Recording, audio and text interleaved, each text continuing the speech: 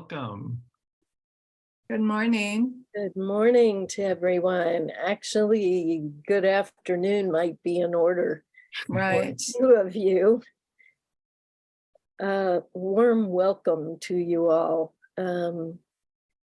Thanks for spending this time with us. We are delighted to be able to present what represents some of our work of the Inclusion Committee of Veriditas. I'm Dawn Matheny, and I'm the Executive Director of Veriditas. And this is all new for us and for Veriditas, and we commend you for wanting to participate in this. So, and this is our Inclusion Committee. Anne Bonnie and Marianne Wamhoff, Nancy Van Fleet, Lars Howlett, and Kathleen Stewart is in the background supporting the committee's work. So we will begin without any further ado. Lars will be introducing the Inclusion Committee, but we're going to begin just with some centering breathing. And I'm turning it over to Anne Bonnie. And we would like to begin our time together with just a few moments of mindfulness and centering. So, it's good to see you here. And I invite you now to take a moment to look around this virtual room. And if you will, just greet one another and yourself included with a smile or a wave. And then let's imagine ourselves, in spite of all the little squares that we are in, that we are part of a great circle that includes and welcomes and contains us all. So take a moment now, again, just to settle into this safe and spacious place. To lay any tensions or distractions aside that may have just come here with you today. Slow down your mind. Open your heart. Relax your body. And breathe. Just breathe. Be aware that you are breathing in and aware that you are breathing out. Follow the natural rhythm of your breath for 2 or 3 more rounds, please.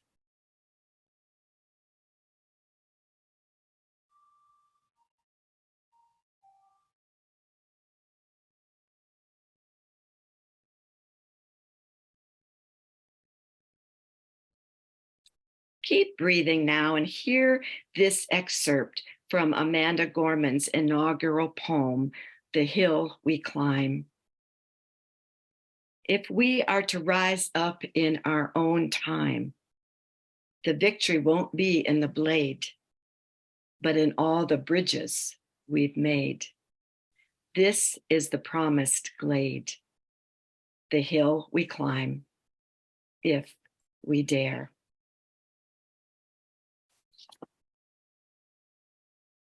So Lars, turn this over to you now. Thank you, Anne. I'd like to share a little bit more about my journey in diversity, equity, and inclusion, and also the evolution of our initiative here at Veriditas. I first took an online training in 2018, and after hearing about that, Executive Director Dawn Matheny invited me to present my takeaways to the Veriditas staff at their office in Petaluma. and also to the faculty online during one of our faculty meetings. The board also read The Inner Work of Racial Justice, Healing Ourselves and Transforming Our Communities Through Mindfulness, which is a wonderful book by Rhonda McGee about the practice of mindfulness in transforming our own relationship to racial inequity. And they dedicated a portion of each board meeting to discussing that book chapter by chapter. The board developed a new inclusivity statement, which is our community for all. This is an excerpt which can be found on our website. We are dedicated to transformational growth, not only for individuals, communities, and globally, but for our own organization. We recognize the important work we have to do to further integrate diversity, equity, and inclusion into the fabric of Veriditas. And basically that's saying, transformation isn't just the work of the individual, but it's also the work of the community as a whole and also the organization itself. At that time, the committee was formed, the Veriditas Inclusion Initiative, and we created our intention statement, which is to be a bridge to circles that are not just open to everyone, but actively invite everyone to walk with us. We want all of our circles to truly reflect the global community. And here's the difference between diversity and inclusion, that it's not just about saying we are open to all, but that we are actively inviting and representing a diverse group of people. The Inclusion Initiative launched a community survey to see more clearly and honestly who we are as a community. And that survey will allow us to compare in 5 and 10 years how our organization has evolved and whether we have succeeded or failed in our mission to broaden our reach. We also included worksheets in our new facilitator manual about creating inclusive events, facilitating accessible events, and designing accessible labyrinths. We are also dedicating more time and resources to offering free events online and in person, and also payment plans and sliding scales. And this is our first webinar, which is focused on land acknowledgements, and we hope it will be part of a series of free webinars to further educate our facilitator network and the community at large. So now I would like to turn it over to Nancy, who is going to read the new Veriditas Land Acknowledgement Statement. Thanks, Nancy. Thank you, Lars. Veriditas begins our understanding of racial injustice by acknowledging the oppression of the first inhabitants of this continent, Native Americans. The land we occupy in Petaluma is part of the sprawling ancestral lands of the Coast Miwok tribe, who collectively call the area Petaluma. We stand in gratitude for a culture that honors their ancestors, the teachings of the natural world, and the interconnectedness of all things. May we, the current occupants of this land, hear this call. We acknowledge the grave injustices of the past, and we are committed to the work to create awareness that invites truth to dismantle colonialist structures. We will continue to educate ourselves about the full history of the original people of this region, and we honor the Coast Miwok tribe's culture and wisdom, past, present, and future. And now we will watch our first video to inspire us in this work. Before I begin this morning, I'd like to recognize the Algonquin Nation, on whose traditional territory we are gathering, We acknowledge them as the past, present, and future caretakers of this land.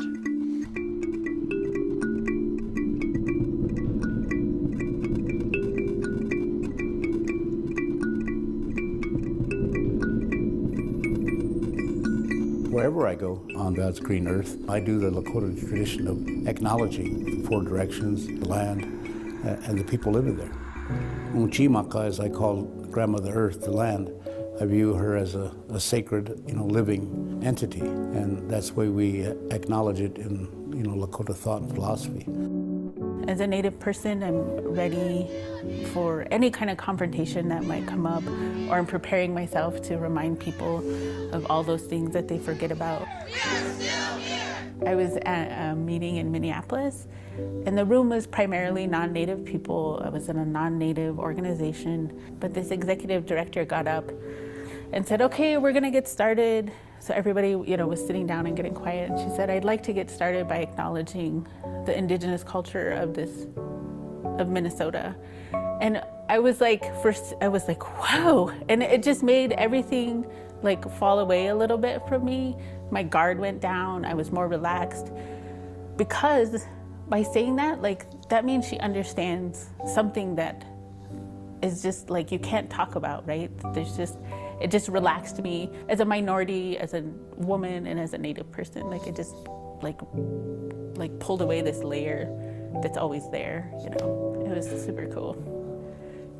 We're at a time where non-Native cultures are understanding the traditions of indigenous peoples for probably the first time in our histories. So when I go to New Zealand, the protocol is to acknowledge each other's ancestors and your mountains and your rivers. And that's such a beautiful tradition. When people are in that space and say, we acknowledge who you are, this land, where your people come from, they're saying we acknowledge a relationship, but we're also creating that relationship. This is a good thing.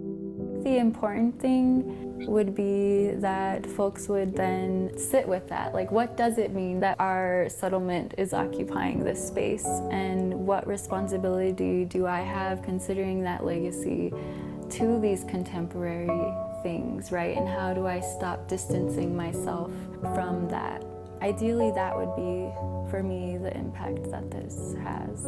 If you start acknowledging that the land that you're standing on and the space that you are in belong to people that are still here, make so much more room for understanding of all these other issues. It's one of those little things that if it could just tip a little bit, all the dominoes that could fall from it, I think are important. Now I'm imagining it and wanting to live in that, the thing that I'm imagining, yeah, that's actually really beautiful.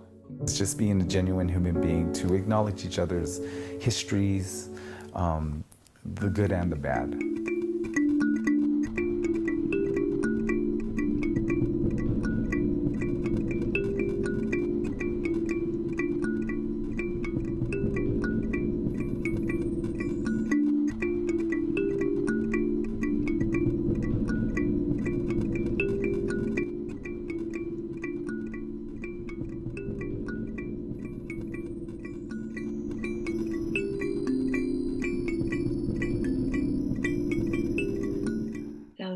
That was the video, and I'm Anne again, and I'm actually a little backstory here. I'm one of the co-founders of the Center for the Spiritual Journey in Chatham, Cape Cod, Massachusetts. And 10 years ago, the co-director of the Chatham Labyrinth project here. And I am delighted to be here today and share with you our story, some of the questions and wonderings we had on our journey toward developing an authentic land acknowledgement with our Indigenous neighbors here, the Wampanoags. When we first opened the center's big green barn doors, we had a different name, Pilgrim's Landing. After all, we were in the land of the Mayflower. But mainly we chose this name because of our intention then, which still is to be a safe, educational, and spiritual place or landing for all seekers and all pilgrims, wherever they are on their journeys. In the last 2 years, the board at Pilgrim's Landing began to have a growing awareness of its desire for a deeper commitment to our values around equity and inclusion. And so we formed a spiritual and social justice committee, the SSJ, and facilitated a program called the 21-Day Racial Equity Indigenous Challenge. There were over 40 participants on Zoom then. And it was an incredible learning experience for us all, I dare say transforming even. We became aware of the full history of the land and its original people, whose home this has been for literally thousands and thousands of years, certainly before the Pilgrims and the Mayflower had arrived in our part of the world. This was a history that was never taught in school. Sad, tragic, awful stories of what our indigenous neighbors suffered and endured because of European colonization. During this time, it became clear to the board of Pilgrim's Landing that we needed to change our name to better reflect our values around inclusion. Today, our new name is the Center for the Spiritual Journey. The more we learned, the more we began to care deeply about becoming better allies with our neighbors. But how? I mean, how do we do this? Where do we even begin? Well, we had read about land acknowledgements, and it seemed like a good place to start. The 10th anniversary of the Chatham Labyrinth was coming up. Why not acknowledge the land on which this labyrinth was built by recognizing and honoring the original inhabitants? So with the help of others on the committee, I volunteered to write the first draft and to make initial contact with Darius Combs, the cultural and outreach coordinator for the Wampanoags.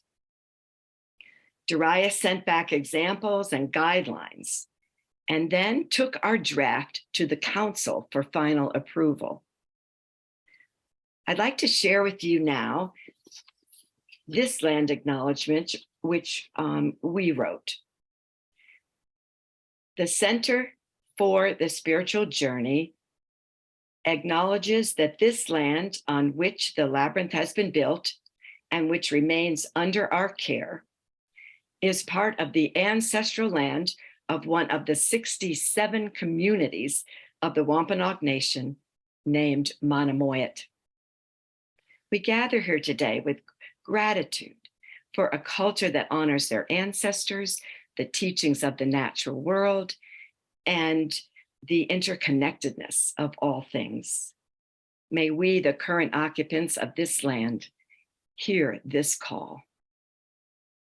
We understand with deep regret that our presence here comes at great expense to the original inhabitants, the Monomoyaks, who lived in this sacred place. Here is where their lands and lives were taken, and their thousands of years of history and culture usurped by European colonization. We wish to recognize the enduring relationship that still exists between the Wampanoag and their traditional territories, and the many cultural contributions they continue to make across the Cape and islands and beyond. Today, we take a step toward remembering these truths and to invite a new story based on friendship and collaboration across our communities.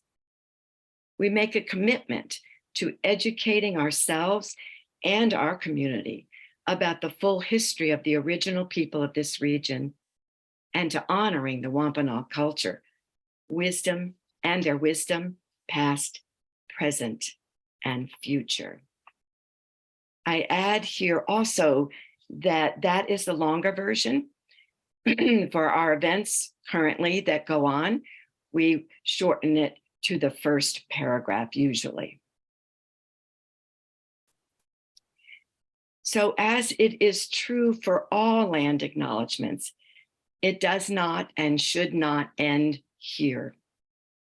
For we really want to be more than just optical allies. We want to build relationships and continue to learn. And so in keeping with the commitments we made in the last paragraph of the acknowledgement, we continue to reach out. I notified Darius of our name change. One small step towards more inclusion, and to take some responsibility and to make some small repair. We continue to read books and articles and written specifically by local tribal members, and we carry them in our gift shop and store. We have invited speakers to come to our meetings, and we pay them for their time. Our committee has taken field trips to the local museum in Mashpee. Several have gone on historical walks with a Wampanoag elder. We recommend on our website visiting their shop in Mashpee Mall, which sells beautiful, authentic artifacts and jewelry.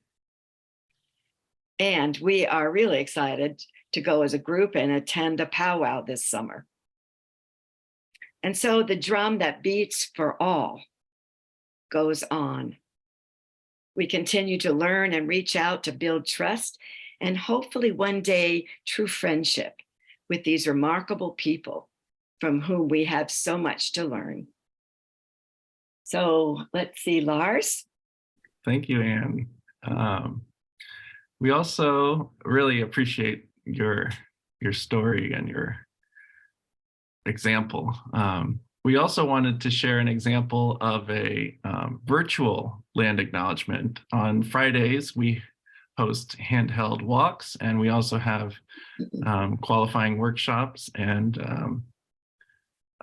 facilitator training online. And so the last Friday handheld walk of last year, Sherry Nyberg and Bobby Verta facilitated, and we're going to share a recording because they included a wonderful land acknowledgement for that format. So you can now see that here. We'd like to begin our time together by acknowledging that the very cosmos is sacred, for it is saturated with the one whom we live and move and have our being. We acknowledge all lands and all waterways because they are also sacred. There's a deep joy today in a collective that we are collectively gathered from different corners of this beautiful planet that we call home. What a gift is that? Mm-hmm. And we acknowledge that we gather on the traditional lands of indigenous peoples who first cared for the land, waterways, and creatures that lived in their midst from time immemorial. We pause to express our heartfelt repentance for the harms done both in our actions and in our inactions. And we pause to express our deepest gratitude and respect for the wisdom of our indigenous neighbors of times gone by as well as today. And we lift up those who ask us to care for this planet, twirling in the midst of the cosmos of which we all call home. Sherry and I live on the lands of the Coast Salish peoples, including the Nooksack tribe and the Lummi Nation. And we invite you to include in the chat whose ancestral lands you live upon. And if you don't know, following our meditation today, we invite you to look that up.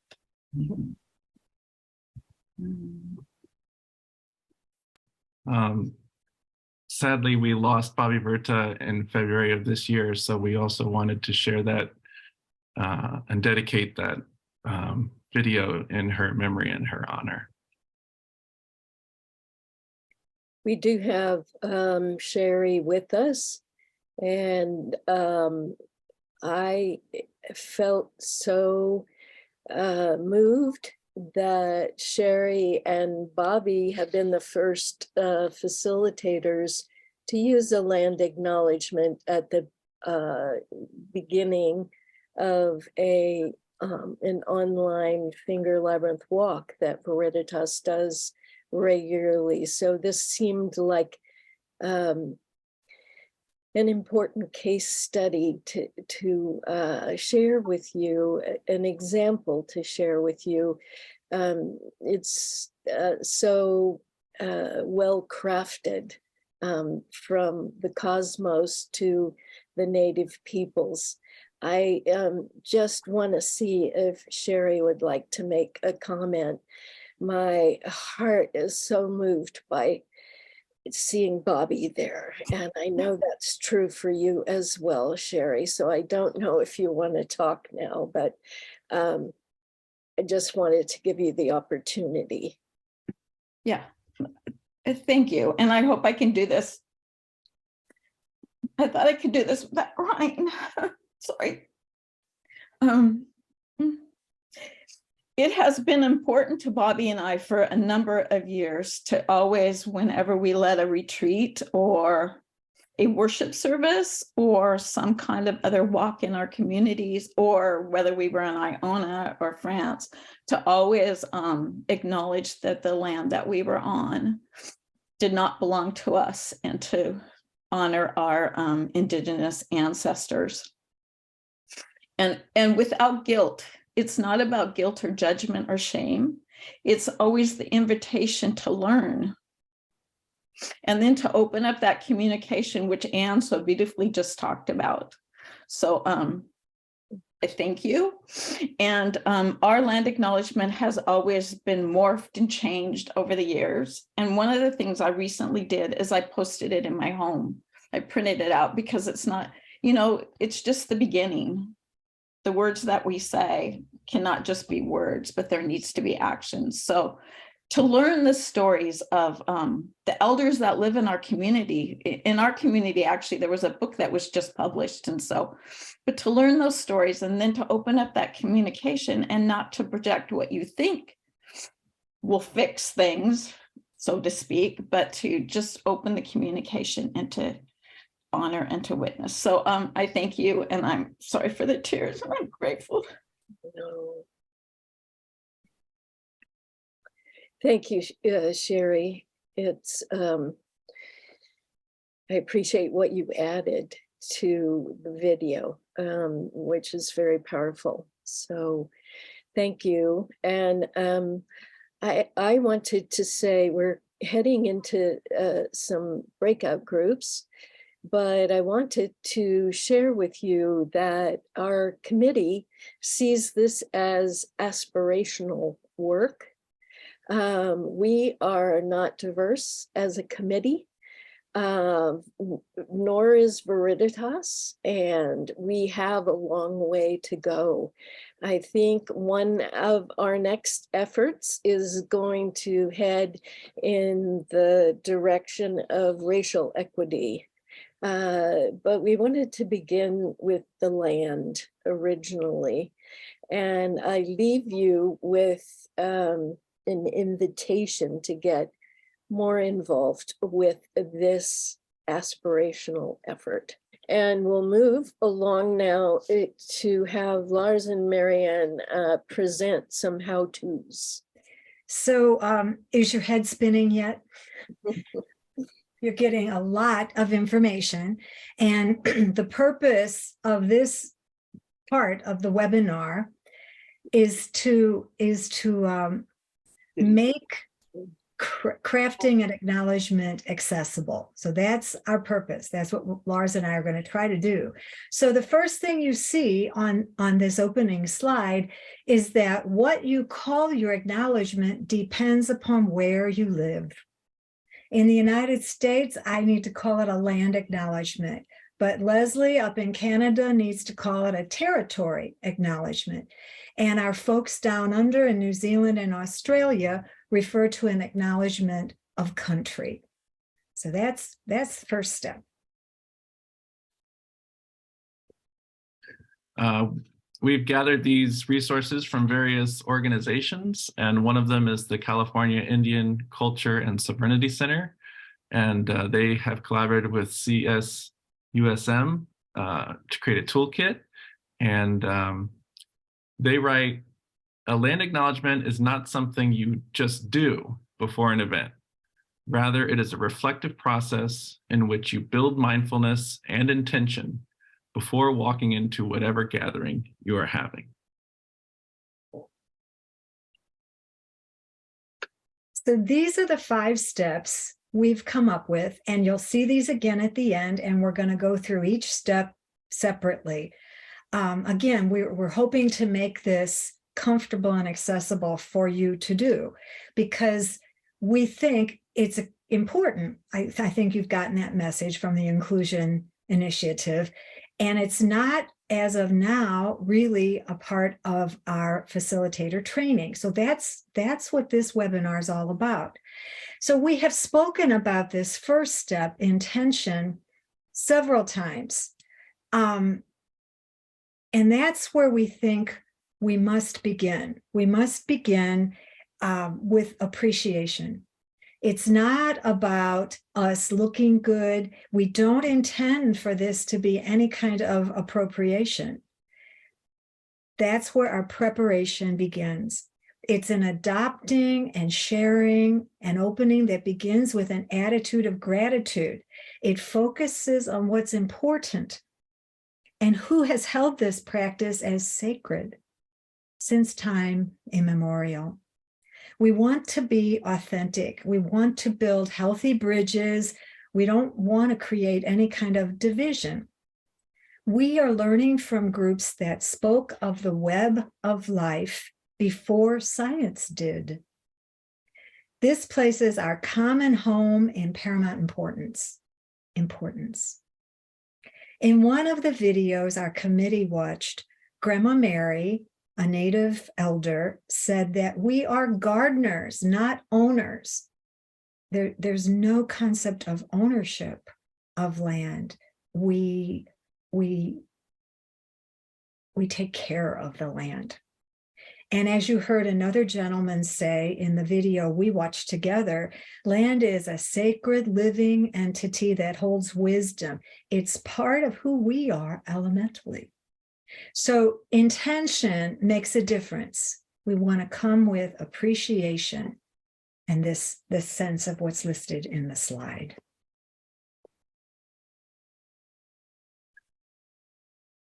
Because the labyrinth creates a sacred time and sacred space, you may want to include a sense of connection of the labyrinth in the grand sense to the cosmos, to the web of life. You can also connect it through sacred geometry of the labyrinth design itself. You could relate the labyrinth to the elements in ritual, perhaps including water or smoke or fire or wind, chimes. You could have herbs like rosemary or sage to connect the labyrinth and the participants to the elements. You could also mention or include animals in your walk or your intention. Speaking of, the labyrinth is not just a space that humans will be in, but also animals will help affect the life of the labyrinth and how they interact with the space. And then you may want to connect the labyrinth to the 4 directions. Many designs have the 4 directions intrinsically embedded in the pattern. You could do north, south, east, west, perhaps above and below, within. and then connecting the labyrinth to the past, the present, and the future stewardship of the land. Education is really important, and a great first step, if you haven't done it yet, is to visit the website native-land.ca, and you can find some information about local Native tribes. But as was shared in our breakout groups, that this is somewhat complicated and depends on the perspective and time and history. So it takes some research and to learn about the past, present, and emerging Native peoples in your area. Also, pronunciation is important when learning the tribal names. So be sure that not only do you learn the name, but how to pronounce it as well. So as we begin our homework of educating ourselves and being authentic and acknowledging an honest history, things that were done, things that weren't done, maybe should have been. If we're honest, it may well bring us to points of discomfort. We may feel sorrow, we may feel regret, and that's okay. And we hope that it doesn't end there, because most Native groups suggest an action plan if possible. So we sincerely own our feelings, and we aspire to continue. Veriditas is at least doing a monetary donation capability. We want to be more than an optical ally, as Anne referred to in her presentation. And then we want to end the way we started. So we start with an attitude and an intention of appreciation. We want to end with gratitude, gratitude for the wisdom and stewardship and perseverance of these stewards of the land. And we want to heed their call, because they're still very much involved with caring for the land, watching that the water remains pure or is returned to more purity. We want to join them in that if possible. So the 5 steps are not a framework that you have to follow.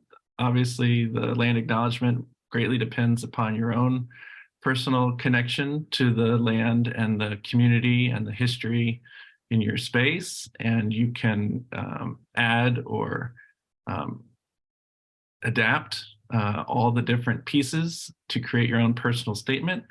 And today we've tried to highlight also a variety of different backgrounds and frameworks. You know, are you creating an acknowledgement for an organization like Veriditas? Are you creating it for a in-person event like a dedication that Anne did? Are you creating a online virtual acknowledgement or a personal acknowledgement?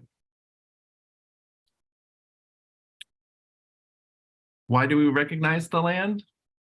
To recognize the land is an expression of gratitude and appreciation to those whose territory you reside on, and a way of honoring the indigenous people who have been living and working on the land from time immemorial.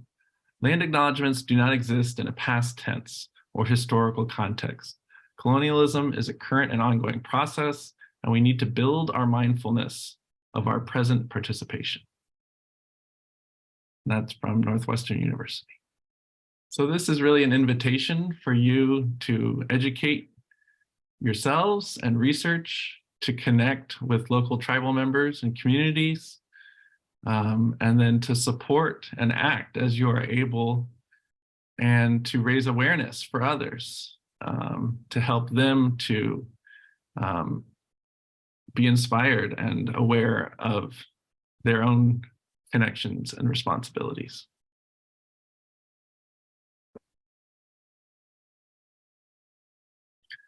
We have resources, and these are many of the links and videos that we watched, and these will be shared both on our Inclusion Initiative website and in the recording. It usually takes about a week to edit the recording, and we will be sending a handout with that as well. So thank you. And now I would like to pass it to Nancy, who will share a personal statement that she created as a closing ritual. Thank you, Lars. I speak to you from Naples, Florida, honoring the original peoples of this land, the Paleo Indians, the Calusa, the Seminole, their subtribes, alliances, relatives. May we pause to express our heartfelt repentance for the harms done in both our actions and our inactions.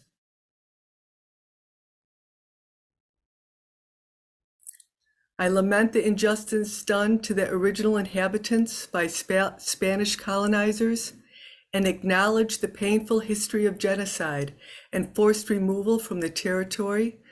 And I honor and respect the many diverse indigenous people still connected to this land. As I seek to learn about the unique story of this place, I honor the struggle of all people seeking justice and peace. May I be a part of the wisdom needed to heal the wounds of the past and have the courage and strength to be a part of building a better future with all my neighbors and fellow creatures. I look at where I live and I am grateful for the beauty of this land.